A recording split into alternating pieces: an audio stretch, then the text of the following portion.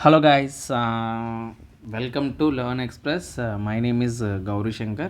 So already మనం ALP పేపర్ని అయితే సాల్వ్ చేయడం అయితే జరిగింది. సో దాని అనాలిసిస్ కూడా చేసాము. ఆ వీడియో కానీ చూసినట్టు లేకపోతే అది వీడియో చూసిన తర్వాత ఈ వీడియో చూడండి. సో అందులో ఫుల్ పేపర్ అనేది ఎక్స్ప్లెయిన్ చేశాను. బట్ ఈ పేపర్లో ఏంటంటే చాలామంది అడుగుతున్నారు జనరల్ సైన్స్ కావాలని, సో కొంతమంది మ్యాథ్స్ అని. సో మనం ఏం చేద్దామంటే, సో ఫుల్ పేపర్ చేస్తుంటే రీజనింగ్ అన్నీ కలిపి వస్తున్నాయి కదా. సో నేనేం చేస్తున్నానంటే జనరల్ సైన్స్ ముందు కవర్ చేసేద్దాం. ఎందుకంటే రైల్వేకి జనరల్ సైన్స్ ఏ విధంగా అడుగుతున్నాడో చెప్తే దాన్ని బట్టి మనం ప్రిపేర్ అవ్వచ్చు ఆ టాపిక్స్. ఓకేనా? సో తర్వాత ఏం చేద్దాం అంటే మ్యాథ్స్ ప్రిఫరెన్స్ తీసుకుందాం. రీజనింగ్ నేను ఎందుకు తీసుకోవట్లేదు అంటే, రీజనింగ్ ఐ హోప్ మీ అందరూ బాగానే ప్రిపేర్ అవుతున్నారు అనుకుంటున్నాను. సో రీజనింగ్ నేను తీసుకోవట్లేదు ఇక్కడ. సో రీజనింగ్ కావాలంటే తర్వాత తీసుకోవచ్చు. ముందు మన ఫోకస్ ఏంటి, జనరల్ సైన్స్, మ్యాథమెటిక్స్. సో ఈ రెండు తీసుకుందాం. సో తర్వాత రీజనింగ్ తీసుకోవచ్చు. సో ఇప్పుడు నేను ఏం చేస్తానంటే ఒక్కొక్క దాంట్లోని ఉండే క్వశ్చన్స్ ఏవైతే ఉంటాయో జనరల్ సైన్స్కి సంబంధించిన క్వశ్చన్స్ అన్ని సెట్స్, అంటే టోటల్గా ఏఎల్పిలో అడిగిన ఇప్పటి వరకు అడిగిన అన్ని సెట్స్ యొక్క సొల్యూషన్స్ అనేవి, ఆన్సర్స్ అనేవి మనం చూద్దాము. వాటి యొక్క ఎక్స్ప్లెనేషన్ కూడా చూద్దాం. ఓకేనా? మరి ఇంకా సుత్తి లేకుండా మ్యాటర్లోకి వెళ్ళిపోదాం. So let's get started. So ఇక్కడ క్వశ్చన్ చూసినట్లయితే, the energy was possessed by A body. Energy possessed by A body by virtue of it's position. So ఇది డైరెక్ట్ క్వశ్చన్ అండి. సో నేను మొన్నే ఒక వీడియో అప్లోడ్ చేశాను వర్క్ అండ్ ఎనర్జీ మీద. అందులో నేను ఈ క్వశ్చన్ 3 సార్లు రిపీట్ అయితే చెప్పాను నేను. సో ఈ వీడియో చూడండి అని చెప్పేసి దానికి చాలామంది రెస్పాండ్ అవ్వలేదు. సో 110 వ్యూస్ 150 వ్యూస్ వచ్చాయి. సో నేను ఏం చెప్తున్నానంటే చూడండి, డైరెక్ట్ బుల్లెట్ క్వశ్చన్ అని చెప్పొచ్చు ఇది. So energy possessed by A body by which of it's position అంటే పొటెన్షియల్ ఎనర్జీ. ఓకేనా? 99% ఇది రైటే పెడతారు చాలామంది. ఓకేనా? సో నెక్స్ట్ క్వశ్చన్ చూద్దాం.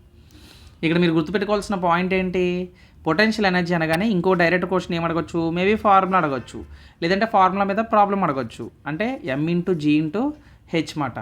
కొన్నిసార్లు గ్రావిటీ అనేది 9.8 తీసుకోమంటాడు, వాడు మెన్షన్ చేస్తాడు. లేదు అంటే మీరు 10 తీసుకోవచ్చు.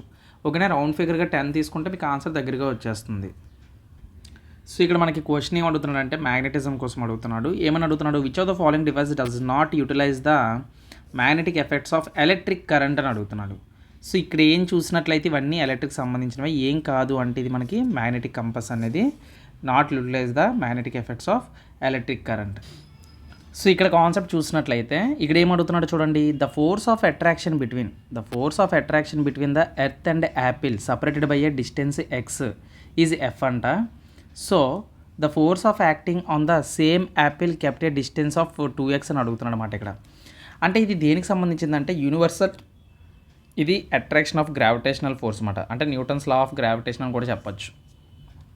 సో యాక్చువల్గా మీ అందరికీ ఏం తెలియాలంటే, ఫస్ట్ ఆఫ్ ఆల్ 2 ఆబ్జెక్ట్స్ మధ్య ఒక ఫోర్స్ ఆఫ్ అట్రాక్షన్ ఉంటుందండి.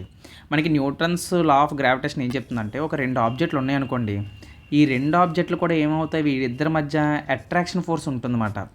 ఈ అట్రాక్షన్ ఫోర్స్ని మనం న్యూటన్స్ లా ఆఫ్ గ్రావిటేషన్ అని పిలుస్తాం. The force of attraction between 2 objects due to gravity is known as Newton's law of gravitation. దీనికే మనం ఫార్ములా ఏం చెప్పుకుంటామంటే F ఈక్వల్ టు, ఓకే ఒక్క నిమిషం, F equal to gm1m2 divided by r². చాలా important formula. Okay, దీన్ని బట్టి మనం చెప్పొచ్చు అన్నమాట ఏదైనా సరే అట్రాక్షన్ ఫోర్స్ ఎంత ఉంటుందని. ఇప్పుడు ఇక్కడ ఆర్ అంటే ఏంటండి, జీ అంటే ఏంటి, అక్కడ ఎఫ్ అంటే గ్రావిటేషనల్ ఫోర్స్ అని చెప్పాను కదా, జీ అంటే గ్రావిటేషనల్ కాన్స్టెంట్ అనమాట. గ్రావిటేషనల్ కాన్స్టెంట్కి ఒక వాల్యూ ఉంటుంది. అలాగే m1 m2 అనేవి ఏంటి, మాసెస్ ఆఫ్ 2 ఆబ్జెక్ట్స్ అనమాట. ఆర్ అనేది ఏంటి, ఇక్కడ డిస్టెన్స్ బిట్వీన్ దేర్ సెంటర్స్ అనమాట. అంటే ఇప్పుడు డిస్టెన్స్ ఉంటుంది కదా, సో ఇక్కడ మనకి డిస్టెన్సే కదా ఇచ్చాడు, ఎక్స్ 2x అని ఇచ్చాడు. అంటే ఇప్పుడు ఇక్కడ ఎక్స్ ప్లేస్లో ఎక్స్ పెట్టాను అనుకోండి, x² అవుతుంది. అదే 2x పెడితే ఏమవుతుంది నాకు చెప్పండి, మీరే చెప్పండి. 2x పెడితే ఏమవుతుంది, హోల్ స్క్వేర్ పెడితే 4x² కదా అవుతుంది. అంటే F/4 అనేది అవుతుంది అన్నమాట. సింపుల్, చాలా సింపుల్. ఓకేనా? అక్కడ డిస్టెన్స్ ఇచ్చాడు కాబట్టి నేను ఆ విధంగా చెప్పాను. ఓకేనా? కావాలంటే మీరు డైరెక్ట్గా కూడా ఫార్ములాలో వేసుకున్నా మీకు F ఈక్వల్ టు F/4 వస్తుంది. ఓకేనా? సో అలా ఈజీగా చెప్పచ్చు అన్నమాట.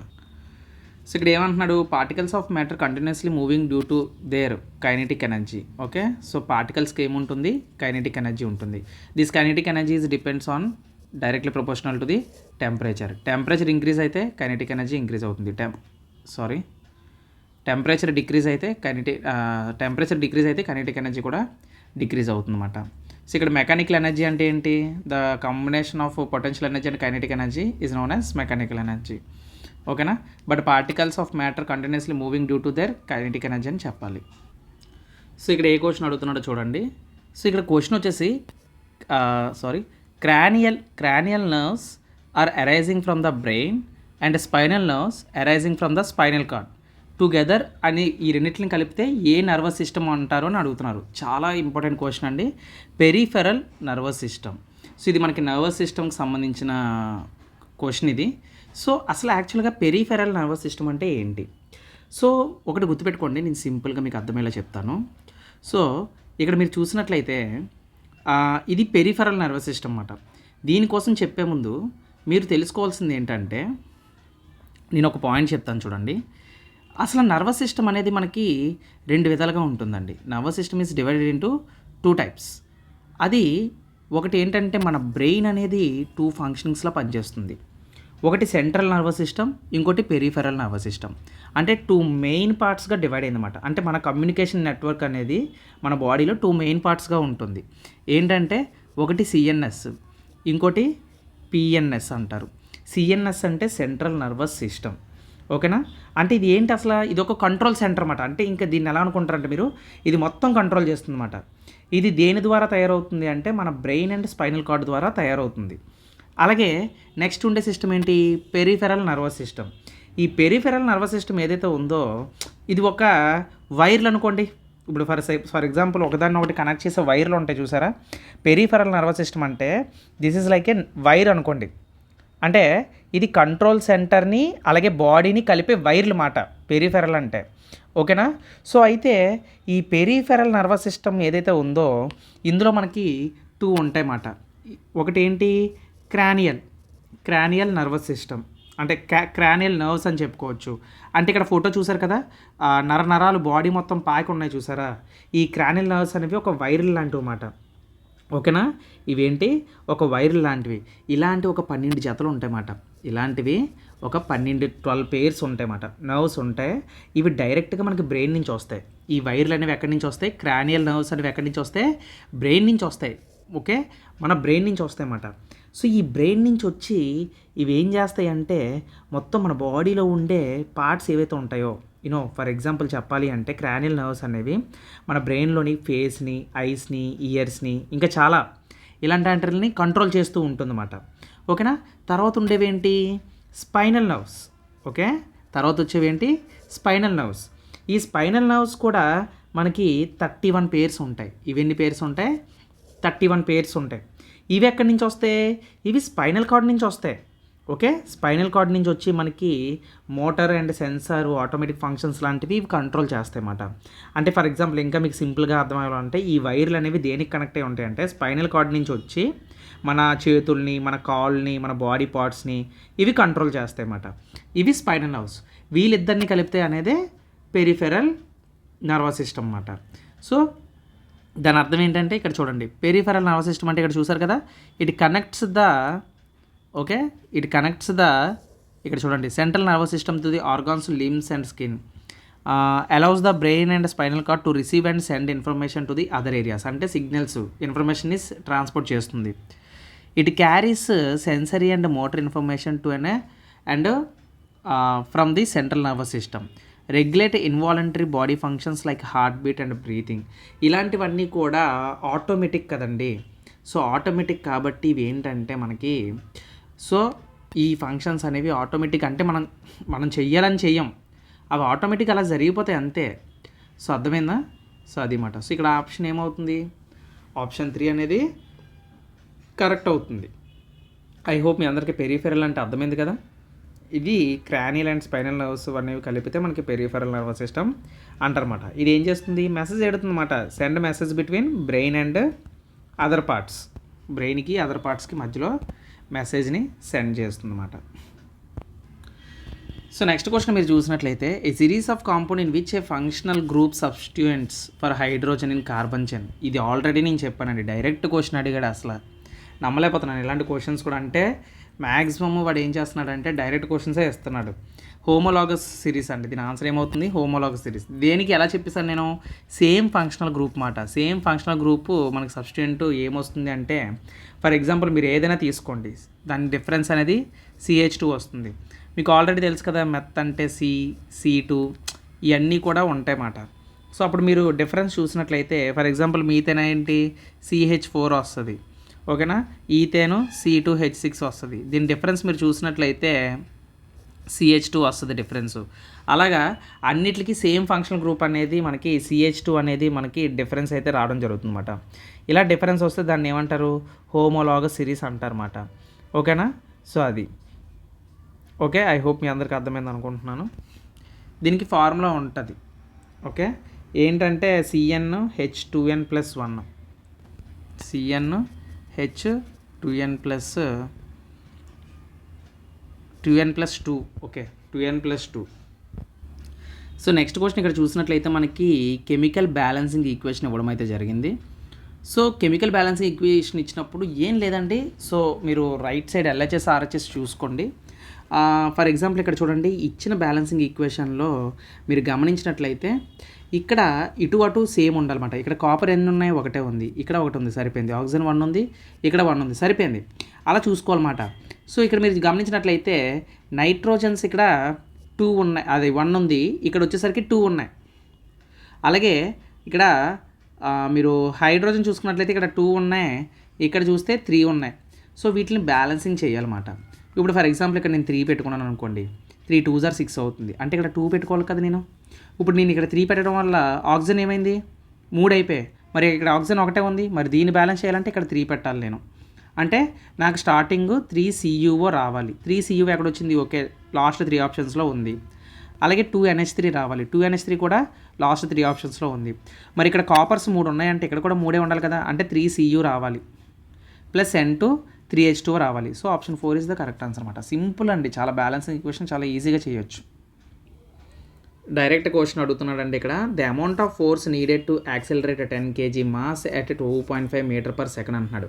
మనకు తెలుసు కదా, force into mass into acceleration అని. అంటే డైరెక్ట్గా ఫోర్స్ ఈక్వల్ టు 10 × 2.5, ఇది ఎంత అవుతుంది, 25 N అవుతుంది. Option 2 is the correct answer, okay. ఇక్కడ చూడండి మనకి ఏమంటున్నాడు, in case of jelly which of the following is dispersed face అంటున్నాడు. సో యాక్చువల్గా డిస్పర్స్డ్ ఫేస్ అంటే ఏదైతే ఫేస్ అనేది స్మాలర్ క్వాంటిటీ ఉంటుందో, స్మాలర్ క్వాంటిటీ ఉండి సేమ్ అంటే ఉన్న దాంట్లోనే డిస్ట్రిబ్యూటెడ్ అవుతుందో దాన్ని డిస్పర్స్డ్ ఫేస్ అంటారన్నమాట, ఓకేనా. సో అది అంటే జెల్లీలో మనకి ఏంటంటే ప్రోటీన్స్ అనేవి ఇప్పుడు ఏదైతే ఫ్లూయిడ్స్ ఉంటాయో దాంట్లో అవి ఏంటంటే ఒక నెట్వర్క్లో ఫామ్ అయ్యి ప్రోటీన్స్ని సాలిడిఫై చేస్తుందన్నమాట, ఓకేనా. సో ఇక్కడ మనకు ఆన్సర్ ఏమవుతుందంటే లిక్విడ్ ఫేస్ అవుతుంది. సో ఇది నన్ను అడిగితే మోడరేట్ క్వశ్చన్ అని చెప్పుకోవాలి. సో బయాలజీ నుంచి కొంచెం మోడరేట్ అండ్ హైలోకి తీసుకెళ్తున్నాడు, కొన్ని కన్ఫ్యూషన్ క్వశ్చన్స్ కూడా అడుగుతున్నాడు. సో చూసుకోండి, ఫిజిక్స్ అండ్ కెమిస్ట్రీ పర్వాలేదు, అంటే అటెంప్ట్ చేయొచ్చు ఫిజిక్స్ అండ్ కెమిస్ట్రీ. సో ఇప్పుడు ఫిజిక్స్ నుంచి క్వశ్చన్ అడిగాడు, twinkling of stars is related to phenomena of dash అని అడుగుతున్నాడు. రిఫ్రాక్షన్ ఆఫ్ లైట్ అండి. సో నేను ఆల్రెడీ దీని మీద నేను మొత్తం కంప్లీట్ లైట్ మీద లెసన్ చేశాను. ఒకవేళ మీరు చూసుండకపోతే లైట్ లెసన్ చూడండి, ఎందుకంటే light is the most important topic for any exam. నువ్వు ఏ ఎగ్జామ్ రాసినా లైట్ టాపిక్ నుంచి ఖచ్చితంగా ఒక క్వశ్చన్ అడుగుతాడు. సో దానికోసం అని చెప్పి నేను క్లాస్ కంప్లీట్గా చేశాను, అది ఒక్కటి చూస్తే చాలు ఈజీగా అర్థమైపోతే. దీనికోసం కూడా అందులో చెప్పాను నేను ఆ వీడియోలో. సో ట్వింక్లింగ్ ఆఫ్ స్టార్స్ ఎందుకు వస్తాయి అంటే because of refraction of light. Refraction of light అంటే the bending of light, refraction జరుగుతుందన్నమాట. అంటే ఒక లైట్ ఇలా వస్తే అది బెండ్ అవుతుందన్నమాట. సో దాన్నే మనం రిఫ్రాక్షన్ అంటాం అన్నమాట. సో స్టార్స్ అనేది మనకి రిఫ్రాక్షన్ ఆఫ్ లైట్ అనే చెప్పుకోవచ్చు. ఎందుకు బ్లింక్ అవుతాయి అంటే అది అట్మాస్ఫియరిక్ లేయర్స్ వల్ల డస్ట్ వల్ల అని కూడా కొన్నిసార్లు మనం అది వేరే టాపిక్, అది అలా మాట్లాడుకోవచ్చు. సో ఇక్కడ చూసినట్లయితే నెక్స్ట్ క్వశ్చన్ ఏమడుగుతున్నాడు, which of the following produced when hydrochloric acid react with water అంటున్నాడు. అంటే హైడ్రోక్లోరిక్ యాసిడ్ అనేది వాటర్తో రియాక్ట్ అయితే, అంటే ఇక్కడ ఏంటి హైడ్రోక్లోరిక్ యాసిడ్ అంటే ఏంటి, ఇక్కడ HCl కదా. HCl అనగానే మీకు బాగా గుర్తొచ్చేది స్ట్రాంగ్ యాసిడ్ అని, ఓకేనా. ఇది వాటర్లో కంప్లీట్గా డిసోషియేట్ అవుతుంది. అంటే డిసోషియేట్ అంటే విరిగిపోవడం అన్నమాట, అంటే విడిపోద్ది అన్నమాట. అంటే ఎలా విడిపోద్ది, H+ అయాన్స్ గాను అలాగే Cl- అయాన్స్ గాను. అదే అంటే దాని అర్థం ఏంటి, ఇది వాటర్తో రియాక్ట్ అయితే మనకి క్లోరిన్ అనేది Cl- వచ్చేస్తుందని మనం ఈజీగా చెప్పచ్చు. కాకపోతే ఇక్కడ Cl- ఉంది, ఇక్కడ Cl- ఉంది. ఇదైతే అయ్యే అవకాశమే లేదు, ఇది అయ్యే అవకాశమే లేదు. సో ఇక్కడ ఏమవుతుంది, హైడ్రోజన్ అయాన్స్ ఏవైతే ఉంటాయో H+ అయాన్స్ వాటర్ మాలిక్యూల్తో రియాక్ట్ అయినప్పుడు అది మనకి H3Oగా మారుతాయి. ఓకేనా, H3O+ అంటారు. దీన్ని యాక్చువల్గా ఏమని పిలుస్తారంటే హైడ్రోనియం అయాన్స్ అంటారు. ఇవి ప్లస్ మనకి Cl- అయాన్స్ వస్తాయి అన్నమాట.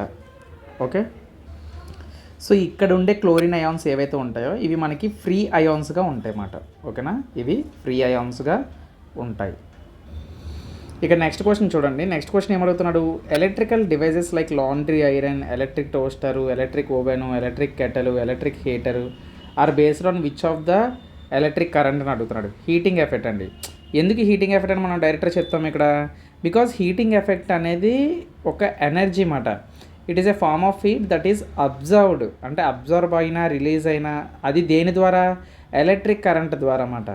ఎలక్ట్రిక్ కరెంట్ ద్వారా మనకి ఏంటంటే ఒక హీటింగ్ ఎఫెక్ట్ వస్తుంది. మరి అంతే కదా, లాండ్రీ ఐరన్, ఎలక్ట్రిక్ టోస్టర్ ఇవన్నీ కూడా ఏంటి, హీటింగ్ ఎఫెక్ట్కి సంబంధించిన ఎగ్జాంపుల్స్ ఇవన్నీ కూడా.